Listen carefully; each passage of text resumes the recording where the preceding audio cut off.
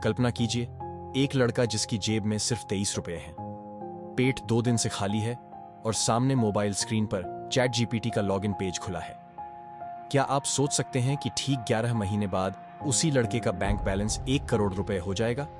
नहीं, ये कोई फिल्मी कहानी नहीं, बल्कि राहुल की असल जिंदगी है। और आज आप सुनेंगे कि कैसे आर्टिफिशियल इंटेलिजेंस के इस जादू ने उसकी भूख को करोड़ों की सफलता में बदल दिया। यह सिर्फ पैसे की बात नहीं है, यह है हिम्मत, लगन और तकनीक का ऐसा मेल जिसने असंभव को संभव कर दिखाया। तो मिलिए राहुल से, उत्तर प्रदेश का एक 22 साल का लड़का जिसकी जिंदगी में सब कुछ तबाह होता दिख रहा था। उसके पापा की छोटी सी नर्सरी थी जो लॉकडाउन की मार नहीं झेल पाई और बंद हो गई। घर किराए का था, किचन में आटे का डिब्बा खाली पड़ा था और उसकी ग्रेजुएशन फीस बकाया थी। भविष्य पर एक बड़ा सवालिया निशान था।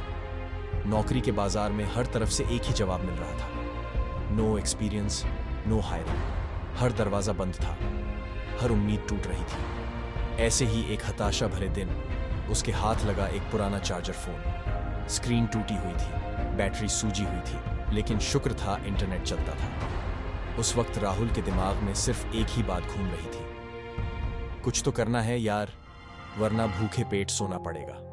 और बस यहीं से शुरू हुआ उसका चैट जीपीटी वाला सफर, जिसने उसे भूख से सफलता के उस शिखर तक पहुंचाया जिसकी उसने कभी कल्पना भी नहीं की थी। यह सिर्फ एक टूल की कहानी नहीं, बल्कि एक इंसान की अदम्य इच्छा शक्ति की दास्तान है जिसने अपनी किस्मत खुद लिखी। उस रात जब पूरा शहर गहरी नींद में था, रात के ठीक 2 बजे, राहुल अपने पुराने टूटे हुए फोन की टिमटिमाती स्क्रीन पर कुछ पढ़ रहा था। रेडिट पर एक पोस्ट ने उसकी आंखें चौंधिया दी। चैट जीपीटी से कंटेंट लिखकर लोग $0 कमा रहे हैं। एक पल को तो उसे विश्वास ही नहीं हुआ, क्या ऐसा भी हो सकता है? उसकी नसों में एक अजीब सी ऊर्जा दौड़ गई। उसने झट से गूगल पर टाइप किया, how to earn money with ChatGPT in Hindi.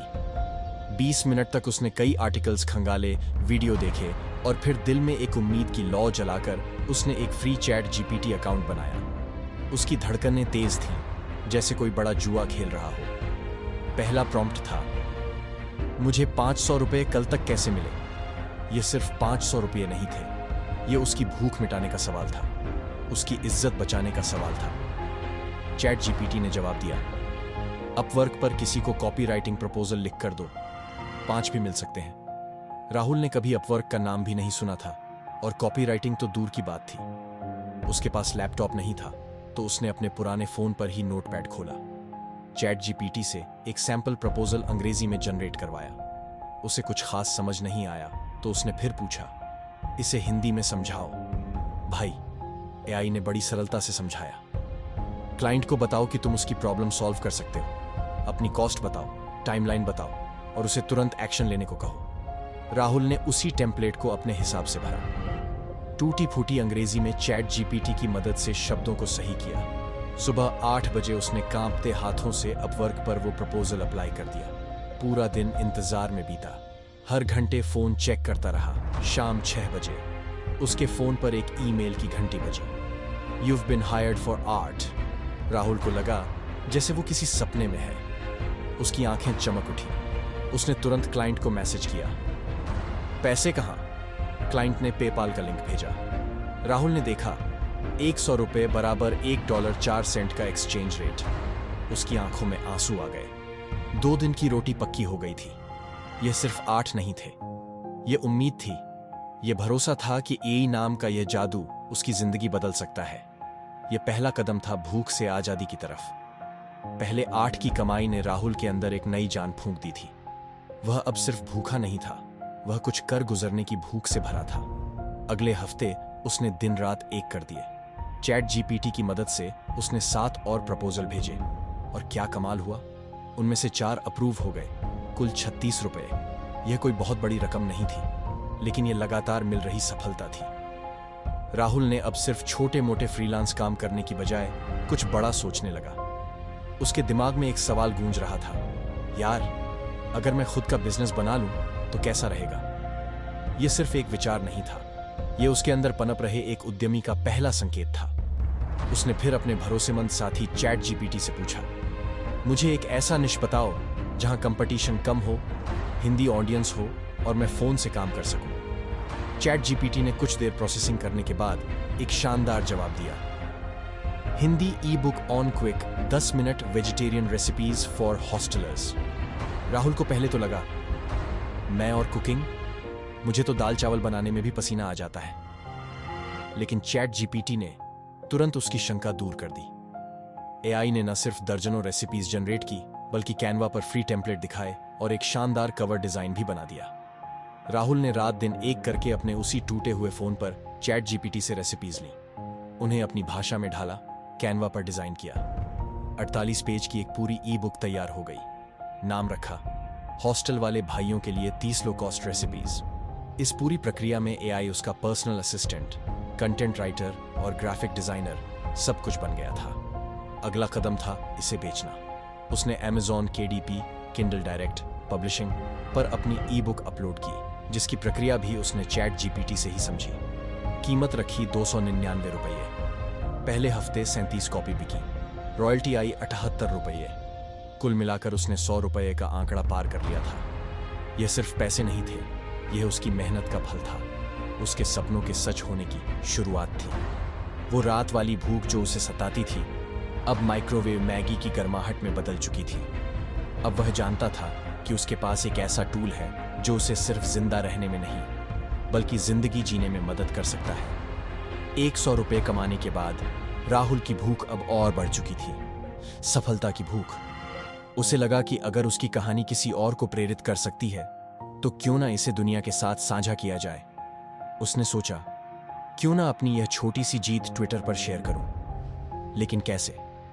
एक बार फिर उसने अपने डिजिटल गुरु चैट जीपीटी का सहारा लिया। उसने एआई से पूछा कि कैसे एक वायरल ट्वीट थ्रेड बनाया जाए जो उसकी कहानी को प्रभावी ढंग से बताए। चैट जीपीटी ने उसे शानदार थ्रेड आइडियाज दिए, एक दमदार हुक लाइन दी और यहां तक कि इमोजी भी सजेस्ट किए जो उसकी कहानी में जान फूंक सके। राहुल ने चैट जीपीटी की मदद से एक मार्मिक और प्रेरणादायक थ्रेड लिखा, जिसका शीर्षक था हाउ आई वेंट फ्रॉम 0 रुपये से 100 रुपये तक 30 दिनों में यूजिंग चैट जीपीटी।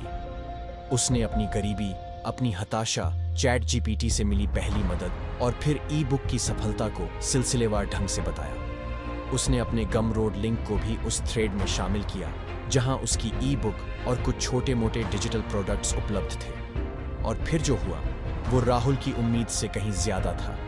वो ट्वीट वायरल हो गया, 2 से 3 मिलियन इंप्रेशंस।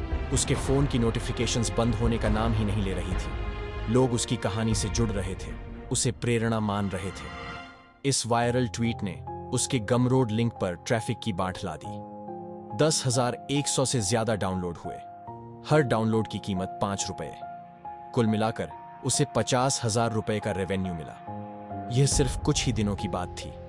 राहुल को विश्वास ही नहीं हो रहा था। उसकी आंखों के सामने उसकी जिंदगी बदल रही थी। सबसे पहले उसने अपने पापा के लगभग 7 लाख रुपए के कर्जे उतारे। जब उसने पापा के हाथ में कैश रखा तो उनकी आंखों में जो खुशी और राहत देखी, वो उसके लिए किसी भी करोड़ से ज्यादा थी। ये सिर्फ पैसे नहीं थे, ये इज्जत थी, परिवार की खुशियां थीं। फिर उसने अपने लिए एक सेकंड हैंड लैपटॉप खरीदा, एक थिंकपैड T430, सिर्फ 17,000 रुपए में। ये उसके लिए किसी सुपरकार से कम नहीं था, क्योंकि अब उसके पास एक प्रॉपर वर्किंग टूल था। पहली बार उसके घर में ब्रॉडबैंड कनेक्शन लगा। अब उसे डेटा पैक खत्म होने की चिंता नहीं थी। वह घंटों ऑनलाइन रहकर सीख सकता था, काम कर सकता था। राहुल ने भावुक होकर कहा, अगर एआई नहीं होता तो मैं आज भी रात को दाल रोटी के बिना सो रहा होता। इसने मुझे सिर्फ पैसा नहीं दिया, इसने मुझे एक नई पहचान दी, एक नया जीवन दिया। ये वो मोड़ था जब राहुल ने न सिर्फ अपनी आर्थिक स्थिति बदली, बल्कि अपनी सोच और अपने सपनों को भी एक नया आयाम दिया। वायरल ट्वीट से मिली सफलता ने राहुल के आत्मविश्वास को 7वें आसमान पर पहुंचा दिया था। अब वह सिर्फ तात्कालिक कमाई के बारे में नहीं सोच रहा था, बल्कि एक स्थायी और बड़े बिजनेस मॉडल की तलाश में था। उसने अपने अगले 6 महीने 3 बड़े कामों पर लगाए, जो उसकी जिंदगी का सबसे बड़ा टर्निंग पॉइंट साबित हुए। कंटेंट क्रिएशन की धार राहुल ने चैट जीपीटी का इस्तेमाल करके रोजाना 8 हिंदी न्यूज आर्टिकल जनरेट करना शुरू किया। लेकिन वो सिर्फ कॉपी पेस्ट नहीं करता था। हर आर्टिकल को ध्यान से पढ़ता, फैक्ट चेक करता और अपनी समझ से उसे और बेहतर बनाता। उसे आइडिया देता, ड्राफ्ट लिखता, लेकिन अंतिम रूप राहुल ही देता था। थंबनेल बनाने के लिए उसने कानवा का इस्तेमाल किया, जहां उसने अपनी डिजाइन स्किल्स को और निखारा। उसका लक्ष्य स्पष्ट था, हिंदी में आई से जुड़ी सटीक और ताज़ा जानकारी लोगों तक पहुंचाना। राहुल ने एक वर्डप्रेस साइट बनाई जिसका नाम रखा एआई समाचार। उसका विजन था इसे हिंदी भाषी लोगों के लिए एआई से जुड़ी हर खबर का वन स्टॉप डेस्टिनेशन बनाना। उसने खुद ही वर्डप्रेस सीखा, थीम कस्टमाइज की और अपनी वेबसाइट को प्रोफेशनल लुक दिया। यह एक बहुत बड़ा टेक्निकल चैलेंज था, लेकिन उसकी सीखने की लगन ने उसे हर बाधा पार करने में मदद की। अब उसके पास एक ऐसा प्लेटफॉर्म था जहां उसका खुद का कंटेंट था और जिस पर उसका पूरा कंट्रोल था। वेबसाइट तैयार होने के बाद राहुल ने उसे मोनेटाइज करने के तरीके खोजे। उसने गूगल एडसेंस के लिए अप्लाई किया और जल्द ही अप्रूवल मिल गया। इसके अलावा उसने सेम रश और होस्टिंगर जैसी एआई और वेब होस्टिंग कंपनियों के एफिलिएट लिंक भी अपनी साइट पर डाले। उसका मॉडल साफ था, गुणवत्तापूर्ण कंटेंट के जरिए ट्रैफिक लाना और फिर एडसेंस और एफिलिएट मार्केटिंग से कमाई करना। शुरुआत में कमाई धीमी थी लेकिन स्थिर थी। पहले महीने एडसेंस से 100 आए, जो उसके लिए एक बड़ी उपलब्धि थी। दूसरे महीने यह बढ़कर 890 हो गया और फिर तीसरे महीने में 4200। यह देखकर राहुल को यकीन हो गया कि वह सही रास्ते पर है। जैसे जैसे उसकी वेबसाइट पर ट्रैफिक बढ़ता गया, उसकी कमाई भी आसमान छूने लगी। जब एआई समाचार पर ट्रैफिक 4-8 मिलियन पेज व्यूज तक पहुंचा, तो एक यूएस बेस्ड ईडीटेक कंपनी की नजर उस पर पड़ी। उन्होंने राहुल से संपर्क किया और उसकी साइट खरीदने का ऑफर दिया। पूरे 1-1 मिलियन राहुल को लगा जैसे वह किसी सपने में है।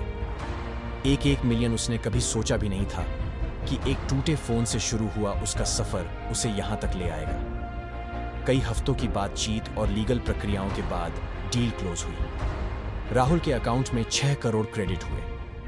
वो दिन था जब उसने अपनी मां को सब्जी मंडी से सबसे महंगा नारियल खरीदने भेजा और मुस्कुराते हुए बोला, आज पकवान बनवाओ, बिल्कुल होटल वाला।